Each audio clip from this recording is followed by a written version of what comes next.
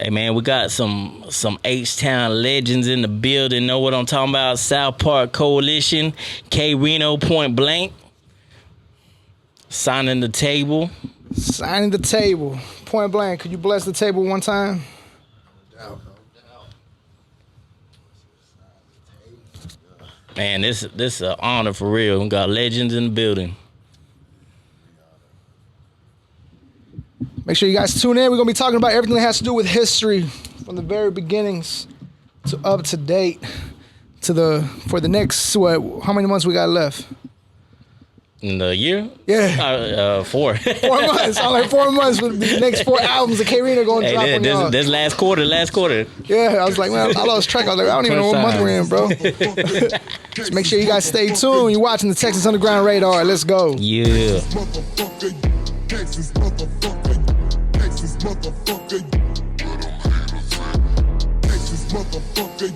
And welcome back to the podcast. You're watching the Texas Underground Radar. I am your host, Jay Vaz. We got some legends in the building, but before we get you there, make sure you follow us on all the social media pages at The Jay Vaz Show and at Mr. Never Die. My co-host, Shots Eye, sitting right here next to me. Talk to us. Never die. Hey, man, going down Texas Underground Radar. Just like Jay Vaz said, we got some legends in the building. SPC K Rino Point Blank about to celebrate their 35-year anniversary, September 10th. Let us know a little bit about the show. What y'all got coming?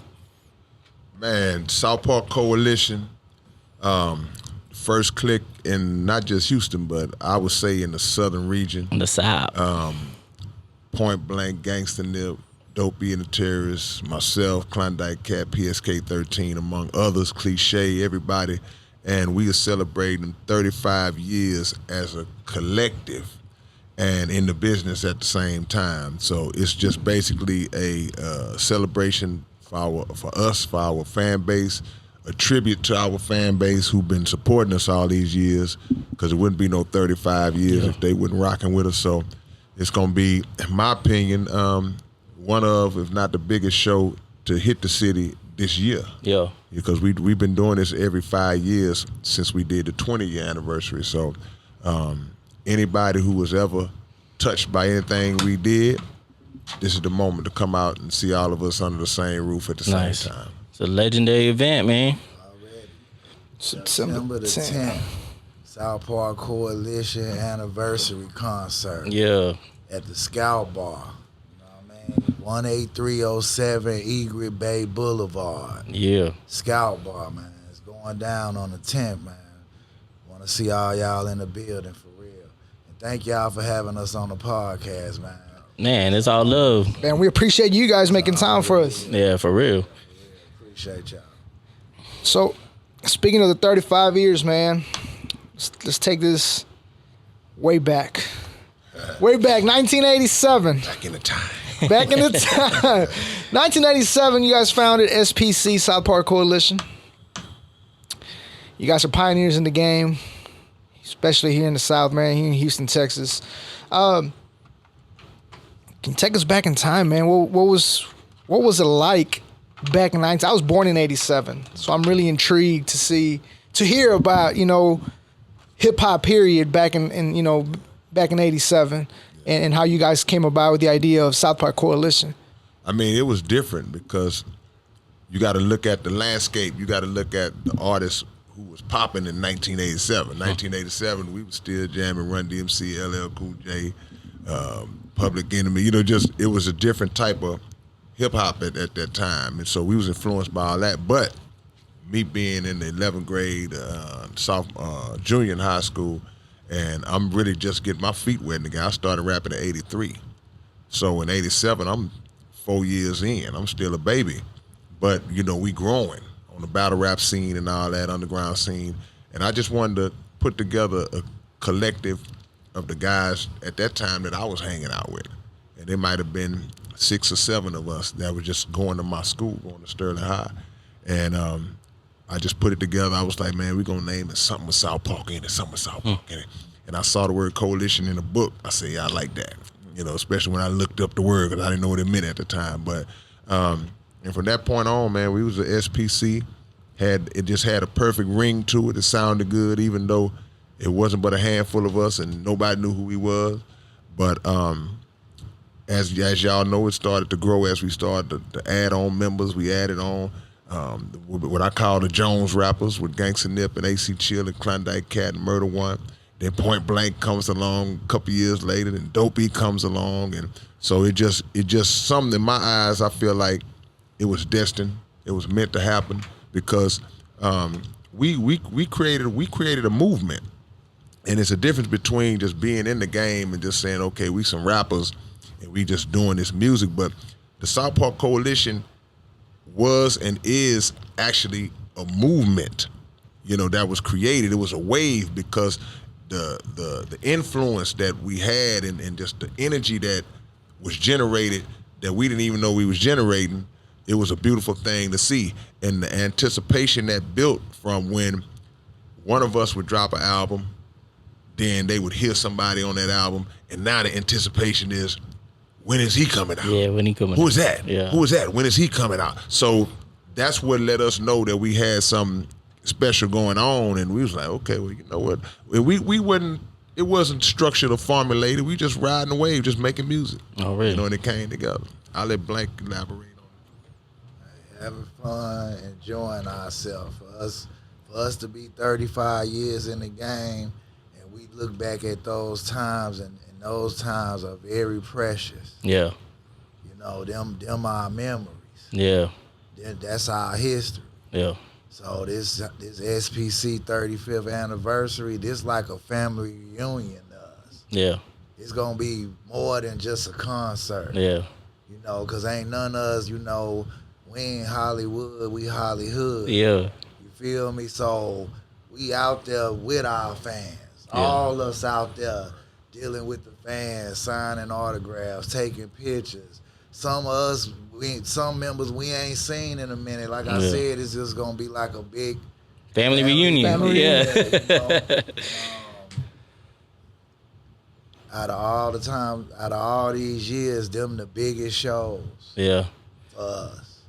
Especially when you coming up in the game, like those people that you first come up with, like those your brothers, man, because there's so much struggle, there's so much hard work you put in those times trying to get to that next level. So you can't ever replace those people that you first start with. Yeah, because it was always undertone of righteous competition too. Mm-hmm. Yeah. We made each other better. Yeah. And just being around rappers that rap that good, it's something wrong with you if you don't hang around them dudes and you don't get better. Mm-hmm. And also, again, like I say, from just a competitive standpoint, it's like we talked about this other day. When you do songs that have all of us on these songs, these click songs, you don't want to be the weak link. Yeah. You don't want to even be in the bottom 3 or 4. Yeah. You want to at least say, you want at least somebody to mention your verse, because at any moment, any one of us could be the guy who come the hardest on a particular song. It ain't guaranteed that this guy gonna take the song every time. No, it don't work like that. So we made each other better, and it just rose all our levels up to that next level, man. And the fans felt that, and they fed off of it, and they got to the point where it was an expectation. Man, why you let somebody from the SPC come out and don't put a click song on the album? It's gonna be a problem. Man, why y'all ain't put? Why? Because we developed that tradition, and they came to expect it. Yeah. Speaking of whose verse goes the hardest and whatnot, one of the pieces of history I wanted to bring up. Shouts out to Mr. Lucky. He brought this up to my attention. In 1986, you were in a battle with Gangsta Nip, and it was a draw. Talk about it on the book. Can you talk to us about that and your current relationship with Nip? Yeah, actually, that was the same year. It was 87, and the South Park Coalition was like just forming, maybe some months old. And me and Nip, we always had a long running feud back from the old school talent show days, just going to different schools, and all the same rappers were running to each other at these rap contests and talent shows, different teen clubs. And, it was just animosity from the beginning between me and him.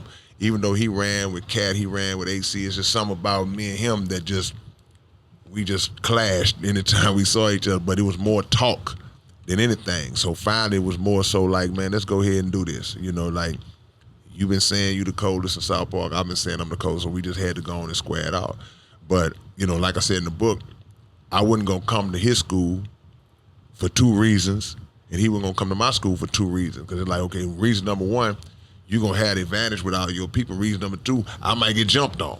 You know, so it's like we just sat on a neutral spot right in the middle between Jones High and Sterling High, which is Belford and Martin Luther King. And we had our battle there, man, and it was this before everybody had a camera and a phone to film it, before social media, before internet, period. And it's like Wilt Chamberlain when he scored the 100-point game. It was only probably about 15 or 20 people out there, but everybody say they was there. You know, oh yeah, I remember when y'all battled. It's like, dude, you weren't even born when that happened. But we had the battle, and I think probably what happened with both of us was that we both underestimated each other because we both felt like we were so good. It's like, man, I'm gonna go ahead and wipe this dude out real quick and get on to the house. You know, and he probably thinking the same thing. And then once it started, like a fight. It's like you think you're gonna whoop the dude real quick, and then you realize he got hands too. So it's like, I'm in a fight now. And the battle went on so long that, you know, people kept saying, man, I don't know, y'all go another round. And luckily we was both prepared to go more rounds than usual because, you know, my tradition back then, I'm taking you out in 2 or 3. And he was the same way. So, but we ended up going probably about 7 or 8 rounds that day. And people just was finding like, man, it's a tie. We don't know what to say. And so when the battle was over, you know, it was one of them awkward moments because, you know, we was catching the bus. Ain't nobody had no car. We in high school. So I walked to the bus stop, Nip walking alongside of me. We going to the same bus stop, but we not saying nothing to each other. So we sat down at the bus stop, and we just still trying to be in that persona. That mug and me mug and like, man, we still, and then we just looked at each other and started laughing. You know what I'm saying? And after that, you couldn't separate us after that. So through that connection, through that battle, he brought all his folks, all his crew to the SPC. And that just, you know, strengthened us. So that was the story behind that battle that day. Me personally, when I started listening to rap, first I started listening to heavy metal music. So then back then, you'd see all the CDs and you look at the covers. So Gangsta Nip, Psychotic Genius, that cover grabbed me. And then my favorite track on there was Small Town Killers featuring Point Blank. This goes out to the small. Yeah. And then I also listened to 3 6 Mafia a lot. And they had sample Point Blank on that. This is for the cliques and the clans and the crews. Yeah. Yeah. Man, that SPC legendary, man. 3 6 Mafia sampling them. You know what I'm talking about? Yeah. And it was funny because we did an interview the other day, and we talked about that same thing about a lot of the groups that was influenced by us. Yeah. You know, that many people, they might not know who we are, but they familiar with the bigger name groups who we helped to shape. Yep. You know, and it's funny you said 3 6. That's just we talked about the other day. It's like 3 6. They big fans of Blank, big fans of Nip. You know, SPC in general. But you know, it's like it's always gonna be certain ones of us that attract different people. You know, like any fans of us, it's gonna be a bunch of them that say, "Hey man, Klondike Cat, that's my favorite. Yeah. Man, I love Dopey in the time. Man, I'm a Blank is my guy. You know, PSK is my. Everybody got that one guy, but no matter who your guy is, it's gonna bring it all back to the whole. Yeah. And Zero, my personal favorite rapper, and I've seen many interviews where he says K Rino his favorite rapper. Your favorite rapper's favorite rapper, know what I'm talking about? Favorite rapper's favorite rapper. Amazing. Yeah. Everybody influenced by somebody. Yeah, Everybody man. got it from somebody. Yeah. We don't act like we just invented this and then we just so great. You know, everybody got a handful of guys that we looked at and say, those are the dudes I listen to religiously that help to shape me. Yeah, help mold me. Yeah. And then at some point, while you being shaped by the people that you love, you finding yourself at the same time. Too. Yeah. Speaking of Zero, man, we took it to Instagram earlier and we asked fans to send any questions, and I just wanted, good transition right here. Somebody wants to know the whole 2001 track you did with Zero. The Game Goes On. They want to know more about how that song came about. Yeah, with Screw passed, they wanted to do a tribute album to him, and they named the album DJ Screw the Legend, and I was asked to be a part of it, so I was like, yeah, of course, that's what it is. And the song, they wanted me to collab with Zero on that particular project, so I was like, cool, the Ro always been my guy, so we just met up at the studio. We didn't know what we was gonna do. The beat was already laid out. And then we just came up with the idea, because we wanted to do something different. We wanted to do something that nobody else on the album was gonna do. So we like, man, let's do a storage song where we interacting back and forth, just telling the story though. But we telling the same story. So it was cool how we wrote the song because I started it off and I just wrote the first 4 bars, and then I let him hear what I had. Then he wrote his 4, or 8 or whatever it was.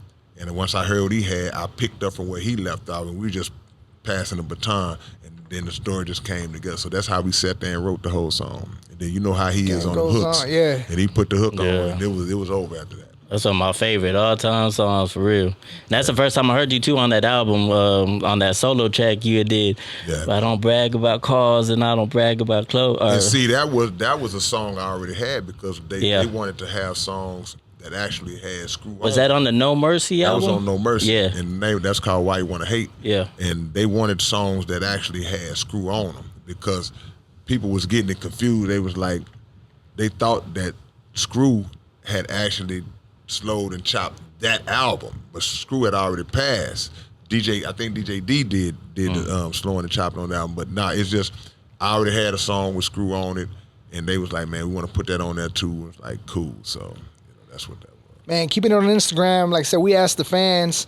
Point Blank, I got a question for you. This one says, why did he diss UGK after having Pimp C produce on his debut album? Hey,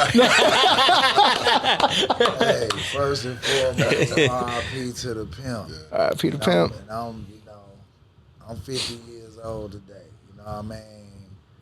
I was 19 years old then. Yeah. You know.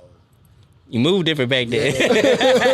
Brothers cat fight and do different things, man. But we did that. We got through that, and that ain't nothing I want to even discuss because it's like negative. You know what I mean? That it even had to happen. So I delete that from the memory bank because ain't nothing but love for my brother Pimp C and Bun. So Man, peace, yeah, facts. And that boy Point Blank got one of the most legendary songs on the Screw tape. Get high with the blanks, though, please. Yeah. DJ Screw. Yeah, man. I'm just glad to be a part of that history. Yeah, man. You know what none of this stuff was gonna do. Yeah. Doing it. Man, you killed. How far it was gonna go. Yeah. To what extent. Yeah. Screw put All Screwed Up out. I mean, he been putting thousands of CDs out in the streets, but he had never put a record out to the industry. So, I was on the first Screw that ever hit the market. Yeah. You feel me? And that was big, you know what I mean? So, R.I.P. to Screw, man. R.I.P. to Screw, R.I.P. to Pimp.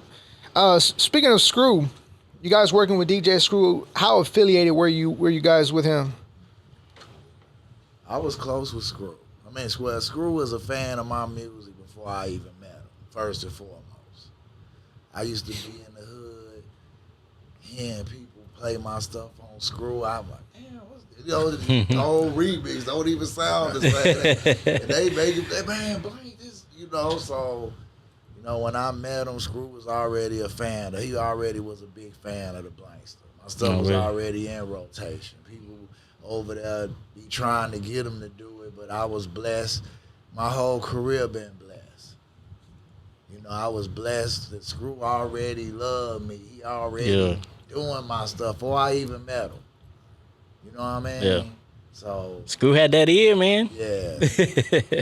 So rest in peace to Robert Earl, man. And you were originally from Chicago, correct? Yeah. When did you move to Houston?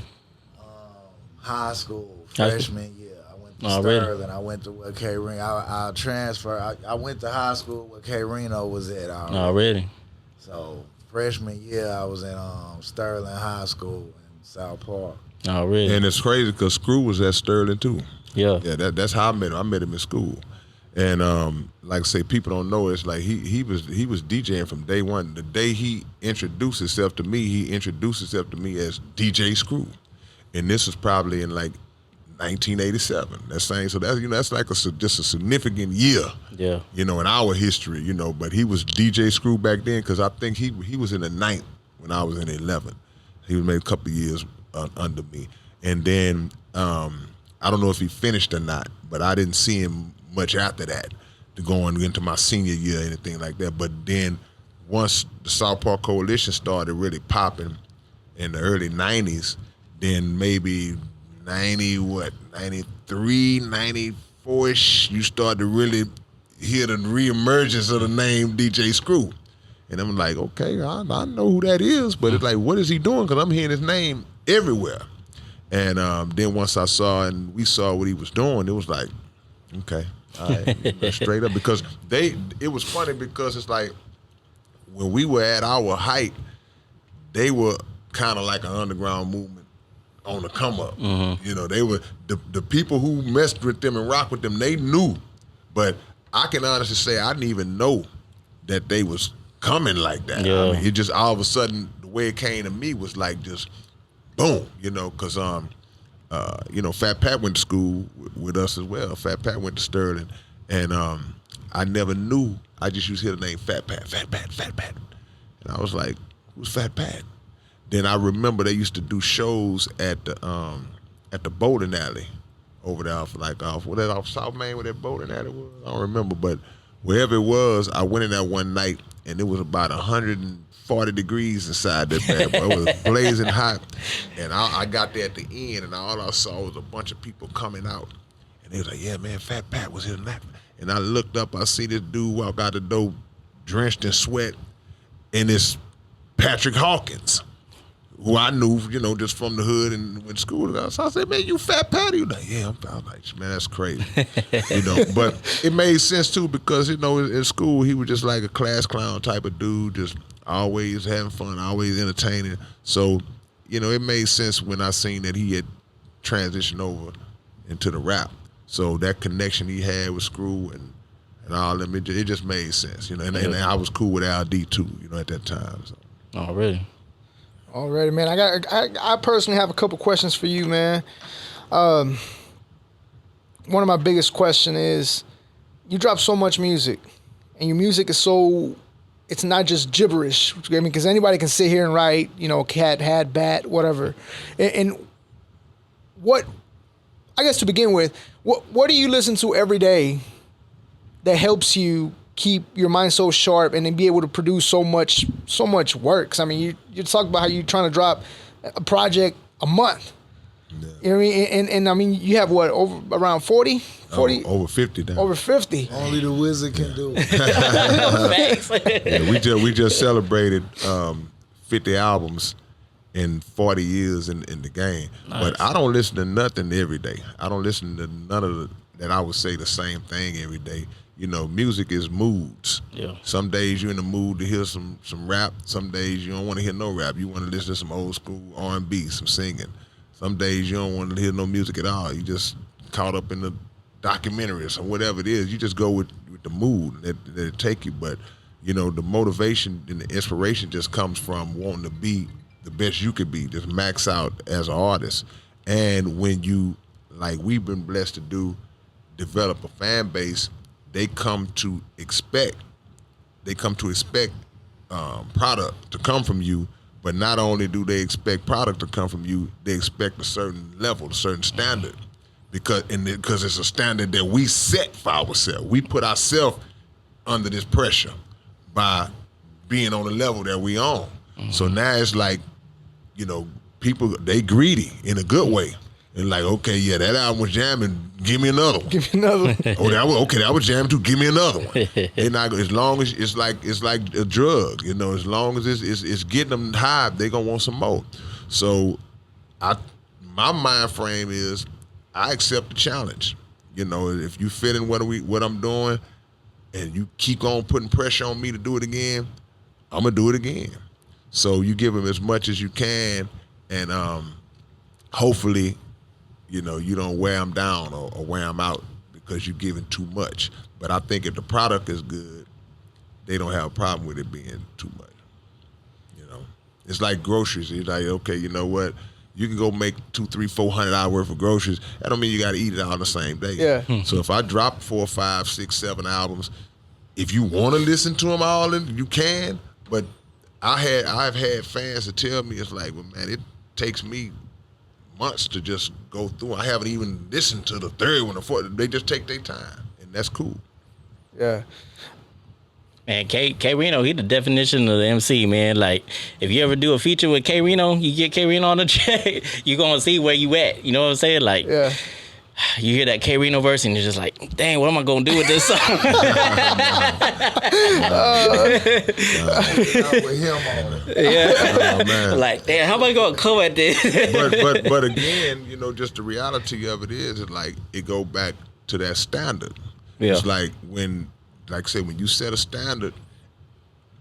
Number one, when I do a feature, like the song we did, you know, you're gonna get an exclusive feature that's exclusive to your song, your project. I'm not gonna say nothing I said on this guy thing, and I'm gonna use this verse that I use. Nah, this is crafted for you. Yeah. You know, but also when you hold yourself to a certain standard, okay, you honor me to put me on your project. You thought enough of me to put me on your project. Now it's gonna be somebody that said, well, who is this dude you got on? You've been talking about this dude, or somebody have heard the name before. I gotta live up to that. Yeah. Cause if this the first time they hearing me, I gotta be me every time. Yep. In my mind, every time out, I gotta be me. I can't say, well, I'm just gonna Cadillac on this. No, you can't do that. Because somebody that been hearing about how cold you supposed to be, then they hear you for the first time and you can't have. That's what y'all been talking about. You know, that's what my mind be. You know, But when they amazed, they're like, oh yeah, I'm gonna check out his other albums. Exactly. I'll see what he Do found. yourself Yeah. a favor. Yeah. To be your best Come with every it. time. Yep. You know, the mind never runs out. The mind is infinite, so you can push yourself to be high level every time. You know, since we're so close to celebrating the 35 years of SPC, I can't help but wonder, it's a long career, how many songs, unreleased songs, do you guys have? And do y'all ever plan on putting these out? Or is this just something that's going to stay unreleased till... Go ahead, I'll let Blake answer first. Put them out till we can't put them out no more. Yeah. Probably still gonna be some coming out after we all gone. It's still, you know, music is forever. Yeah. So our music gonna be here, you know what I mean? And we all got new albums. I got a new single, Southside Groove in Texas mix that I dropped last week. Just boom, threw it out there.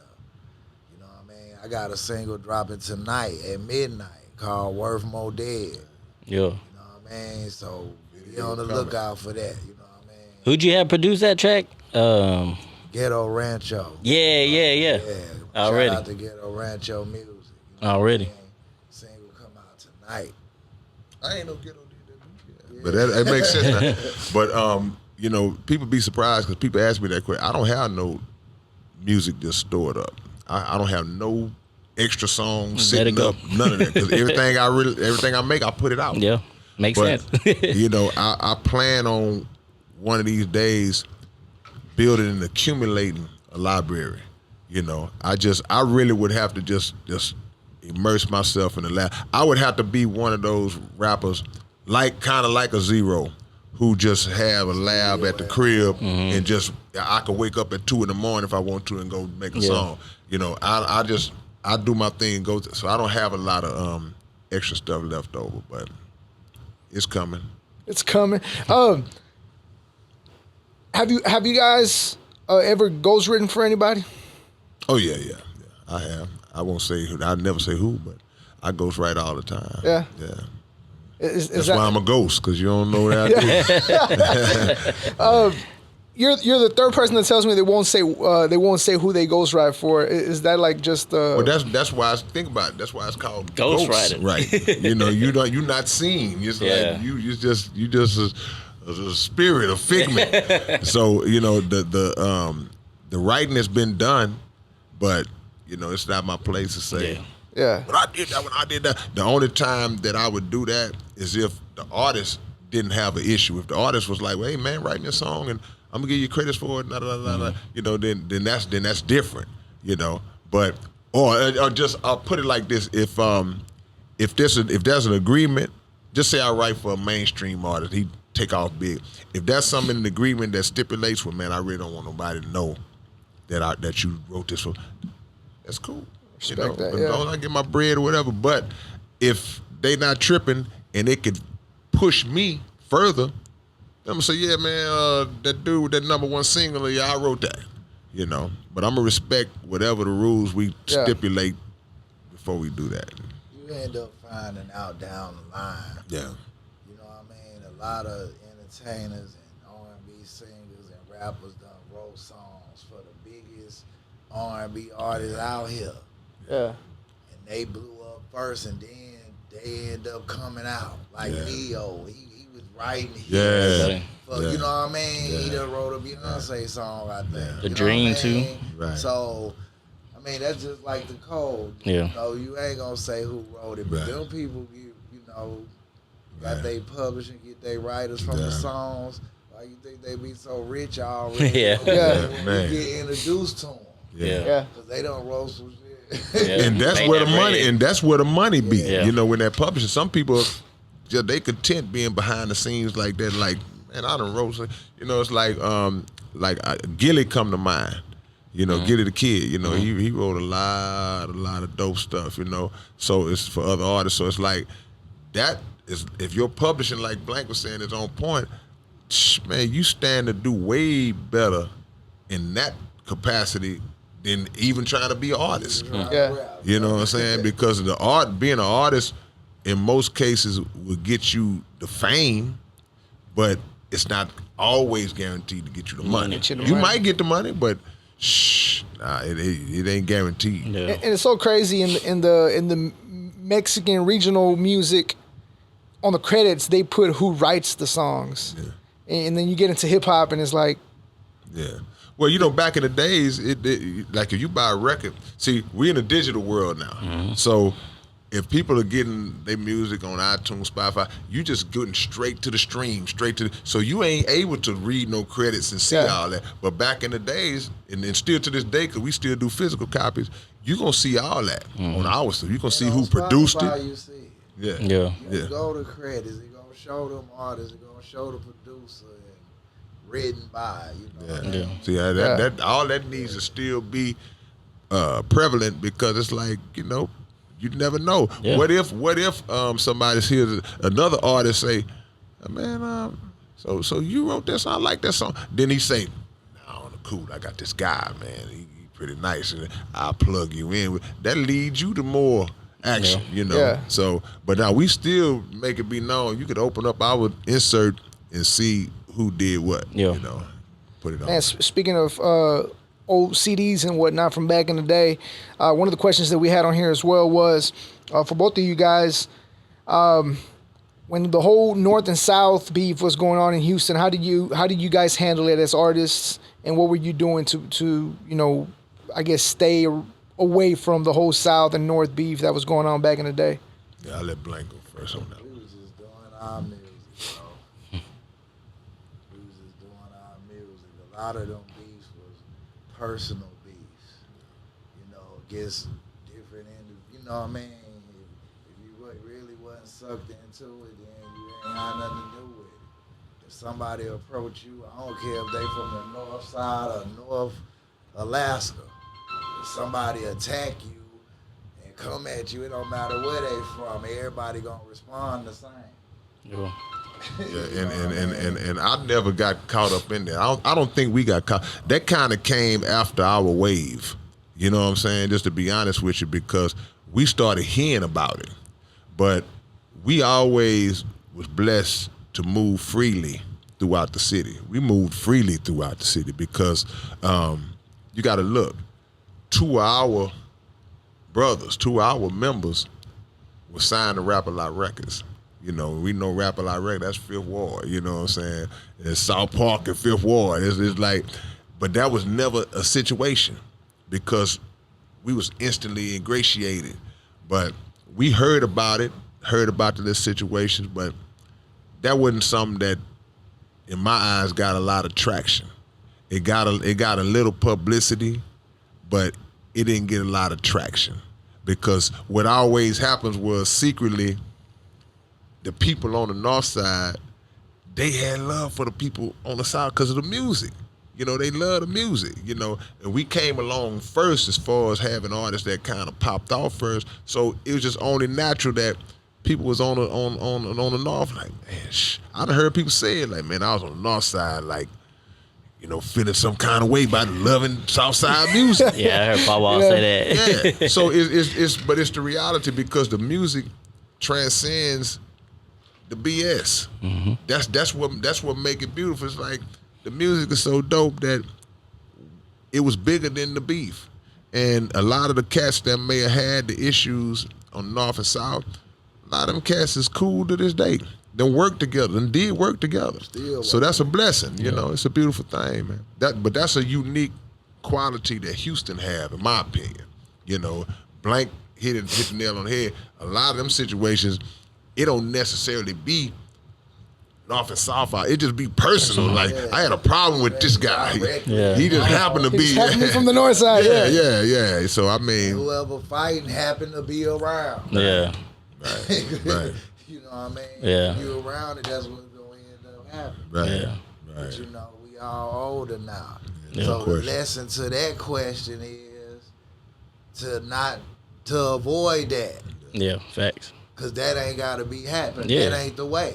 Right. That ain't cool. That ain't nothing we glorify. Yeah. It was stupid. Yeah. Any lives was lost was senseless. Yeah. Anybody went to jail, senseless.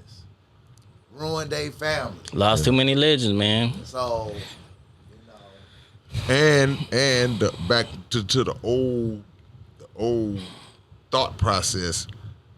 You arguing and ready to die and kill over land you don't even own. Mm-hmm. We ain't owning no land. We ain't had no land on the south side. They had no land on the north side. But we claiming these neighborhoods, claiming streets, claiming corners and blocks. And it's like you paying rent to somebody, you know, that could care less about what y'all out here doing. They just come to collect. So, like Blank says, you get older and mature, you start to realize, you know, we just young. Young and city. And those who was blessed to not get caught up in that, like Blank was saying, to end up you in there for 45, 50 years. You went to prison in the 90s and you still in there now. You know, you only one bad move, one zig or zag away from getting caught up in there. So you look at it now, it's a beautiful thing that glad I ain't get caught up in that nonsense. Yeah. Because loyalty is a monster. And in moments of being young and trying to prove your loyalty, I'm in this clique, I'm a show. If it jump off, and then that might not even be who you are, might not even be how you built. And your lick be the one that kill him and make him hit his head on the corner of the thing and die. You decide you want to bust tonight. You ain't never shot a gun in your life. It just, you blessed to get out of them kind of moments without doing something that's life changing like that. You be regretting later on in life. Yeah. I saw a clip where you were talking about Jay Prince, kind of like the first time that you had met him, and you were saying that you had kind of like a difference with somebody on the Rap-A-Lot. Right. And what was his response to you? Yeah. You know, I used to, same back in the battle rap day, I used to go against Jukebox and Raheem the Vigilante and all them Bushwick, all them cats, you know, anytime. It was the same with Nip. It was like, and that's what make it, we know that it's all about rap. The Nip was from my neighborhood, and we ain't like each other. Yeah. So I didn't view Nip no different than I viewed Jukebox and the original Ghetto Boys. They was the same. They was rappers. That's the enemy. So when that point came along, man, we had this clash so many times, but something in me at that time was like, man, I want to take a demo to Rap-A-Lot. I want to see if I can get signed on rap, because they was coming up. They was that label. and somebody gave me a word that Jay was gonna be at some club, and it was long for club hours. I think it was like 6, 7 p.m. The club wouldn't even open yet, but somebody told me, man, Jay gonna be at such and such club. And me and Murder One, we went up there. This might have been in 88, somewhere up in there. I don't remember when it was. But I gave him my tape, told him who I was at my first time meeting Jay. And I say, man, Jay, I'm just gonna be honest with you, man. I say I don't really get along with your boys. While I was handing my tape, he took the tape, he say, money, my boys. Just like that. And I talked about that in the book. And so even at that age, I was like, okay, so this is a businessman. He ain't caught up in all that. Because I'm thinking he gonna be like, well, you know, you got a problem with my boy, then yeah, you can't be. Yeah. I call myself coming clean. Yeah. Like I'm just letting you know now, you know, so just in case you like it. And then they were like, I don't care about none of that. If I feel like this can be good for my label and make me some money, I'm gonna sign you, and y'all gonna have to figure out all that other stuff y'all got going. That's basically what it said to me. Yeah. Yeah. Money, my boys. Man, you know how Jay, money, my boys. And I was like, all right. that works for me. Yeah. Speaking of you know, hip hop, you know how everything was back then, man, to the evolution to where we're at now. What are y'all's thoughts on today's hip hop, not just in Houston, but as a whole? It evolved. A whole lot of new styles, you know. Like we older now. You got the youngsters in the game, and they running the game. They being successful. You know, we didn't even have internet access and stuff when we was out shoveling these lands. You know, because like, you know, in another conversation we was having, we the ones that cleared the fields. Yeah. You know what I mean? Kick down them doors. For the up and coming. Yeah. To do a lot of the stuff that they doing. You know what I mean? And that's just the time. I like a lot of, you know, just like anything. You like something, you like it, you don't. But they killing it out there and showing it. You know.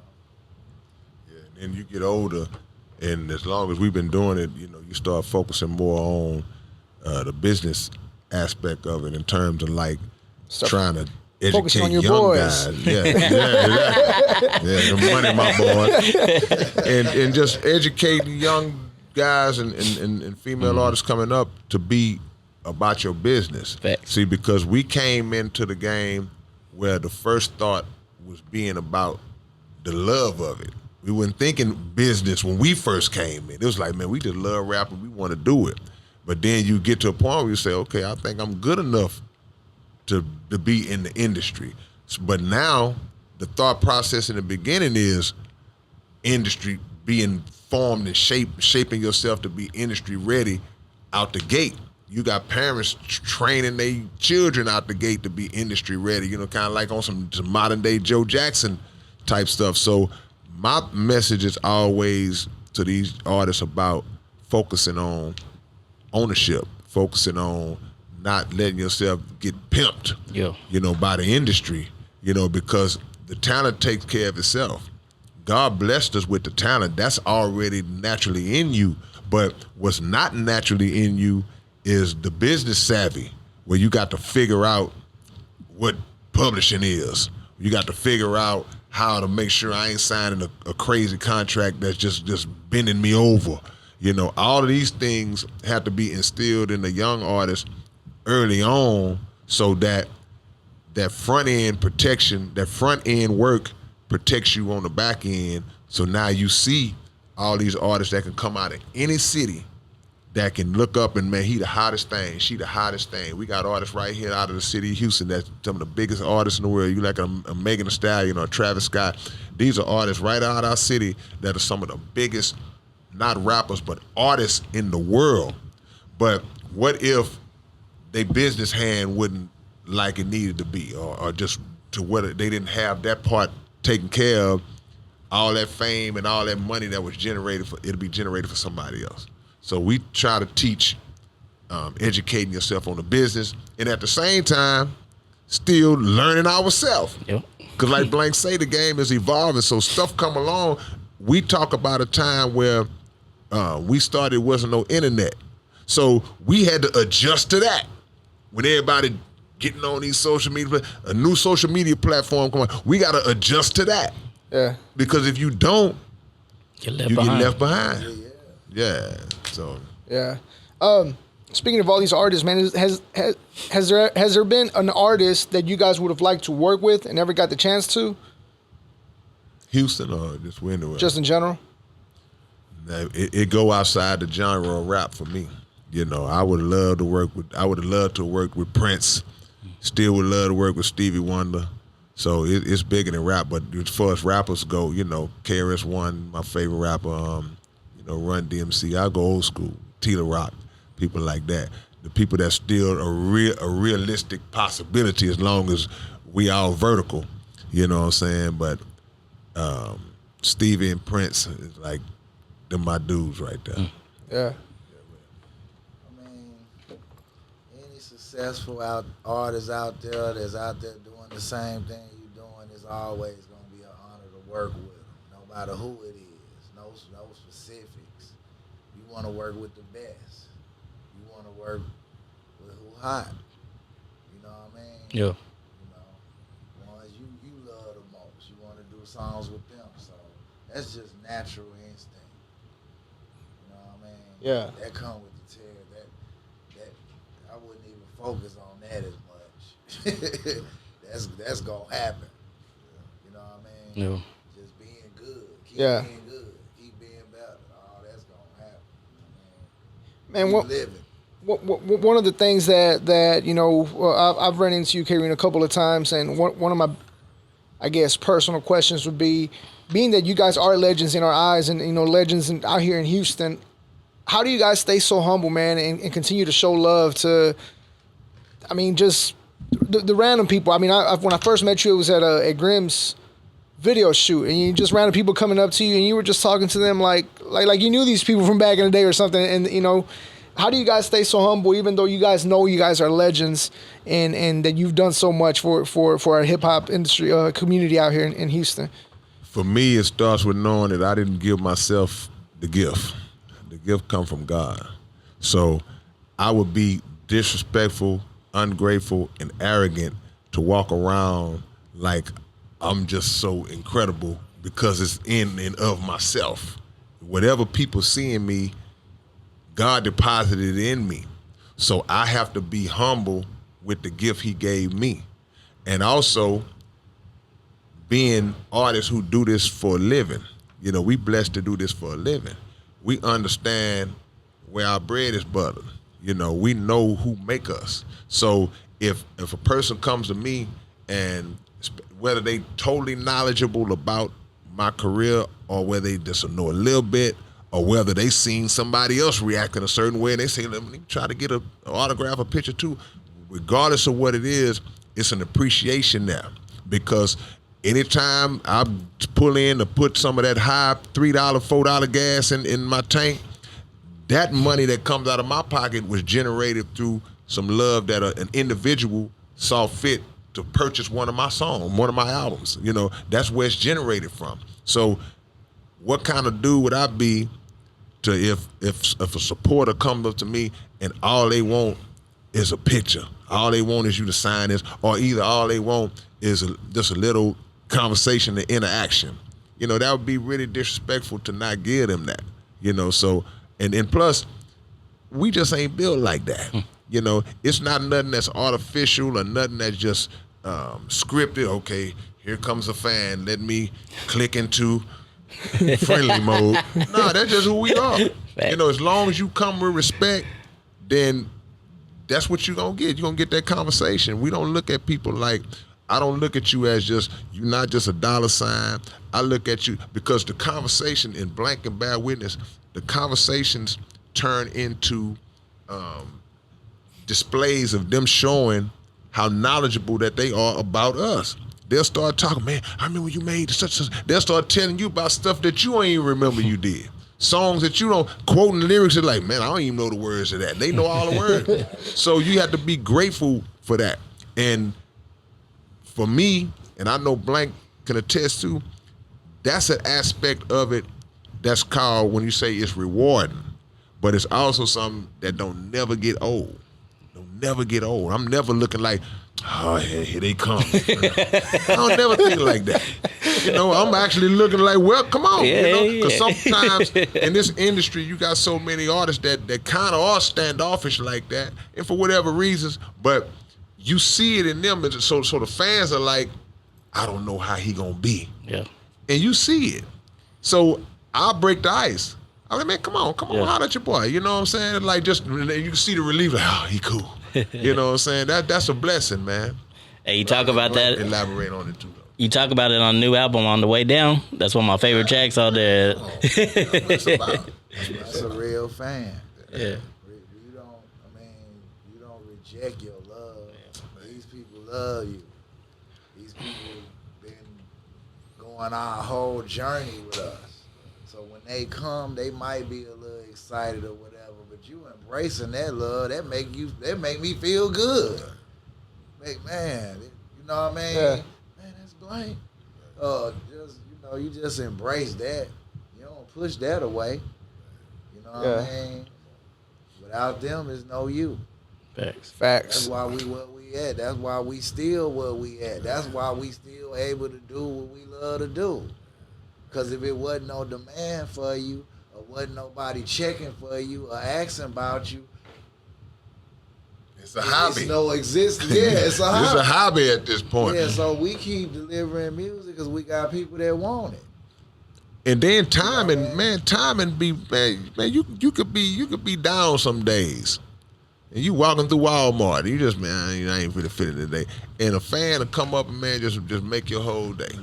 Just showing your love. And remind you that you doing the right thing. This is what you supposed to be doing. You know what I'm saying? Remind you who you are. Yeah. Sometimes you tend to forget because Man, things come ain't on. going your Come way. on, man. Yeah. Come on, man.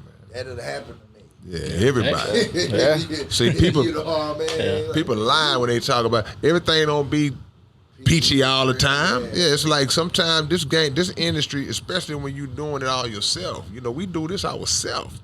We like 1, 2, 3 man armies, but for the most part, we like a 1-man army running our own companies. So you have ups and downs. So you hit them down points and somebody come and just give you a good shot in the arm of motivation, inspiration. You like, okay, God, all right, you right now. Let's get back on this. Knock the Man, head out. that's so true, man. I've been going through a little slump myself. I mean, you know, to where sometimes I don't feel like coming out here doing these episodes. And then Friday, I got invited to this event by Athena, and I'm like, I'm not gonna go. Like this, she's like, I need you to record. I was like, last minute, I'm like, I'll show up. But this whole time in my head, I'm just being negative. Like I don't feel like being here. I should have stayed home. And then you have people come up to you, it's like, hey, man, I checked out your latest interview, blah, blah, blah. That shit is dope, man. Y'all keep that shit up. And then, boom, hey, let me buy you a drink. I'm like, I don't drink, man. Well, let me get you a water or something, man. And it's like, okay, so I guess this is where I'm supposed to be at. Like, this is where I'm supposed to be at because it's making them happy that I'm here and I'm nobody. Like, all I'm doing is talking on the mic, And it reminds you that, okay, this is me. This is what I'm supposed to be doing. We never know the impact of what we do. We never know the impact that it have on other people because we too busy living our own life. We too busy in our own little, and you the one person that you can never escape from. If you get tired of this person or this person get on there, you can say, man, I'm out of here.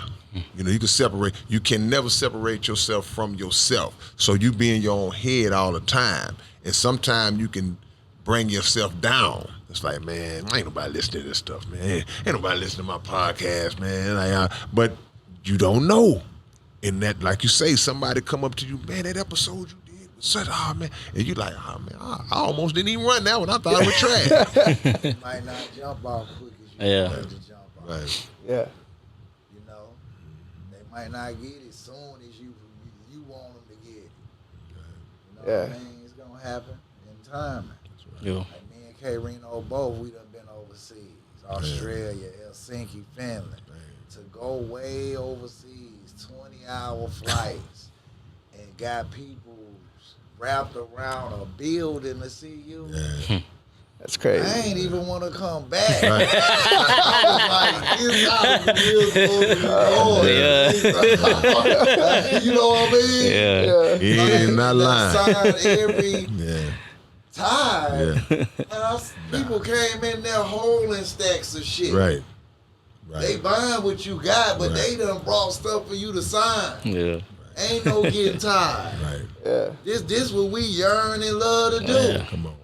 You here now. That's what I prayed for, and here I'm Yeah, complaining. yeah. I can't complain now. Come on. Man. Go to the store and they got you in the paper. Yeah. Yeah. See, it's a saying. It say a prophet has no honor in his own land, and that means sometimes the place you born and come up in, you don't get the love and appreciation that you really deserve or feel like you should get. But outside of your homeland, it's people out there that you never knew that they just hold you to the highest level. And that's what it is. So you go overseas and you get that love like that. Like Blank said, like, man, these people, they speak English, but it's not their native language. And in some markets, some areas out there, it's like, I ain't even know they listen to us out there. It's They know like, us man, and they know your stuff. yeah, and like Blank, know. they bringing it. They bringing it, you know. And the energy comes from, like Blank, you don't get tired. You get more like, okay, who next? I'm gonna sign everything you got. Everything if you show up with all 50 of my albums, you finna get it. You know, because I appreciate that, because money too tight, bro. And if you got a selection out of all these other artists out here that you could spend your money on, and you chose to spend it on me, out of all of the trillions of cats you could, man, I got to give it to you, bro. Let me see this. I'm finna knock you out. I'm finna give it to you. So it's just about recognizing your blessings, man, and appreciate them. And that's why y'all been around 35 years, because y'all's mentality. Because I've seen people that come, they shoot up, and then they fall just as fast because they get too big-headed and they start treating fans like they ain't nothing and not showing up to shows, not appreciating what they got. I never understood that. 'Cause Yeah. I'm coming to get my money. Yeah. I'm coming to get my back end now. Yeah. You know, but they just come and go, man, because they don't know how to humble themselves and appreciate things that they have.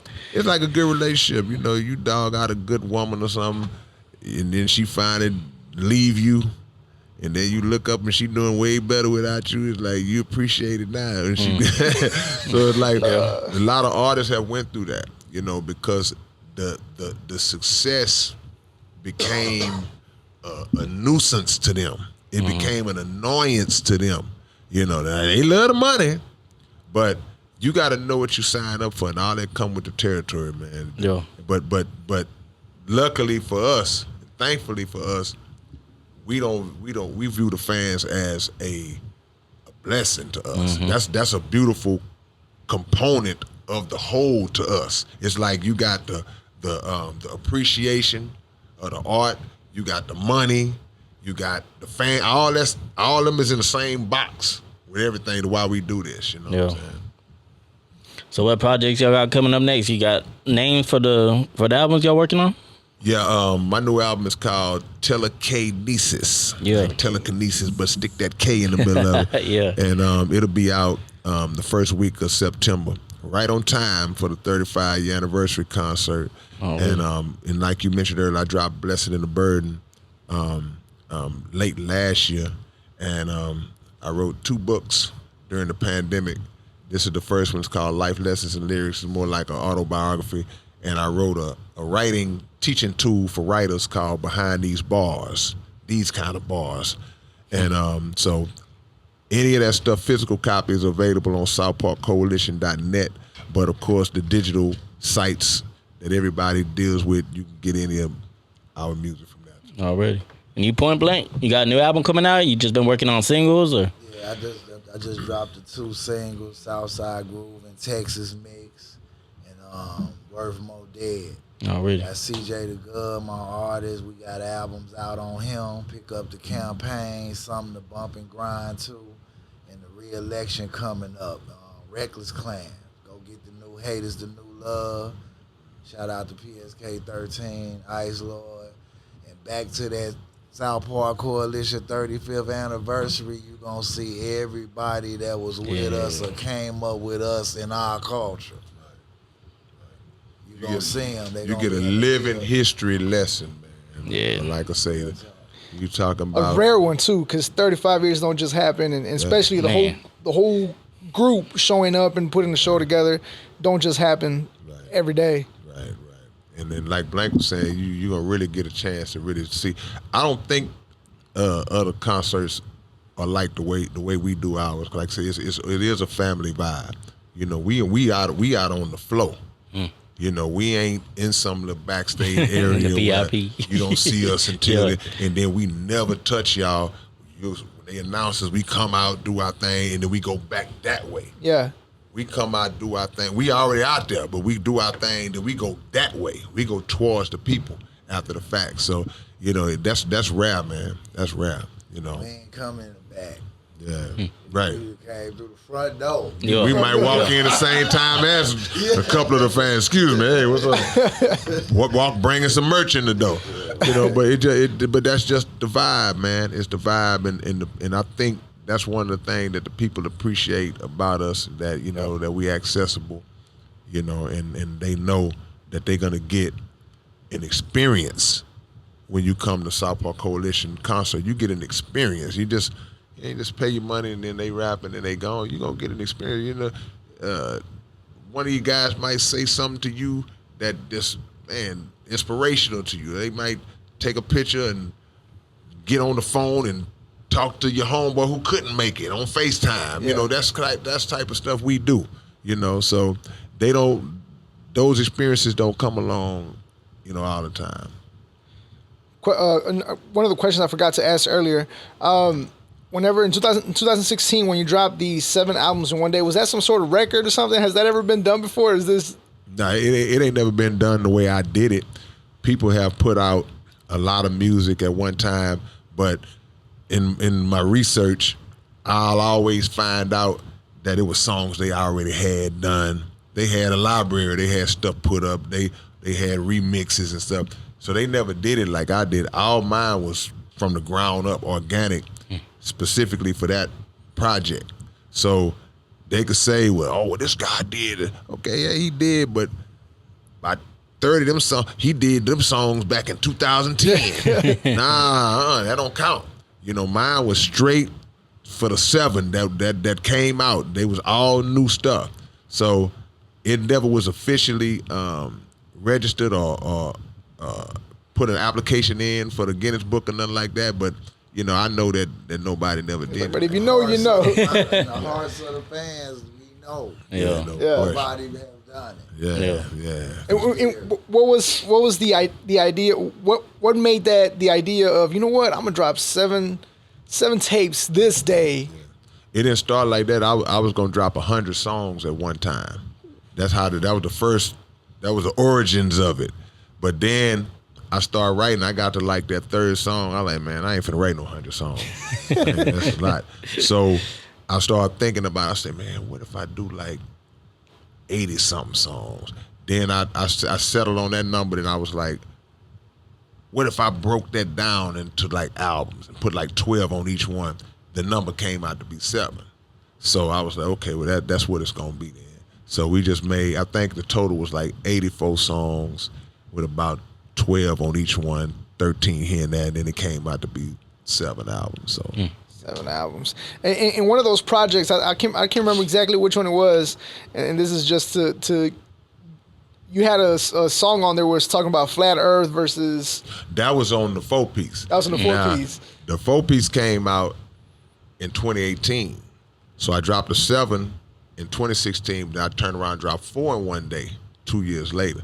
Yeah, but that song was back when the whole debate between the Earth being flat round and Earth being flat was coming, and it was heavy. They was debating heavy. I used to just watch it on the internet, and I was in the cut just watching people debate back and forth.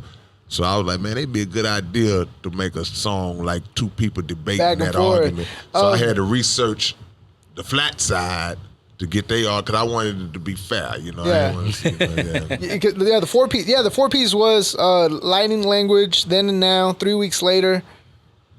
And the S Project. The S Project. Yeah. And was it on the same project where you had one of my favorite tracks? I can't remember if it was on there. It was when that dude goes and talks to the doctor about his problems. The session, part The 2. session, Yeah, that was on the man. 4P. See, that was part 2 from a song I had did probably 10 years before that. I did a song called A Session where I was talking to a shrink and I'm flipping out or whatever. But then people mentioned the song so much, I said, man, I'm gonna do I called that the follow-up session. So I came back like, I guess 8-10 years later and did it like that. Yeah, that was.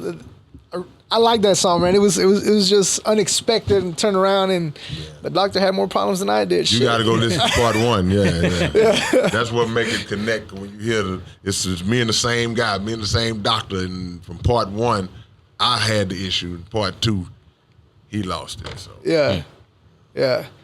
Talk to us, never die. Man, that's all I got. Well, before we let you go, I do want to know: we still have a K Rino radio going on? Absolutely. K Rino Radio every Monday at midnight on KPFT, kpft.org, or 90.1 FM. We still on the FM dial. So 90.1 every Monday night at 12 midnight. 12 midnight. I mean, personally, I just want to say thank you guys for stopping by. It's really is an honor to have you guys here. You know, and give us a piece of history. And just a reminder, September 10th, DJ Fire, hosted by K Water, SPC, South Park Coalition, 35th year anniversary. 35 years, at man. the Scout Bar. At Scout Bar. Yeah. Talk to us, never die. Man, much respect. Appreciate y'all coming through. Thank you y'all for the for history having us. lesson, man. It's a blessing, man. Thank y'all for real. Hey, man, before we go, I want to let y'all know, if y'all want to get that vinyl that I got signed for y'all could go to my website, ogpointblank.com. Whole bunch of music and merchandise, videos, whole lot of interacting going on. Appreciate the love. Hope to see all y'all in the building September the 10th for the SPC 35th. Hit that Eventbrite up for tickets, SPC 35. Yeah. So again, thank you guys for watching. Make sure you follow us on all the social media pages at The JVAT Show and Never Die. You can find social media links to K Rino and Point Blank as well. Watching Texas Underground Radar, I'm J Vaz. Never die. Let's go. SPC. Texas motherfucker, Texas motherfucker, Texas motherfucker, Texas motherfucker.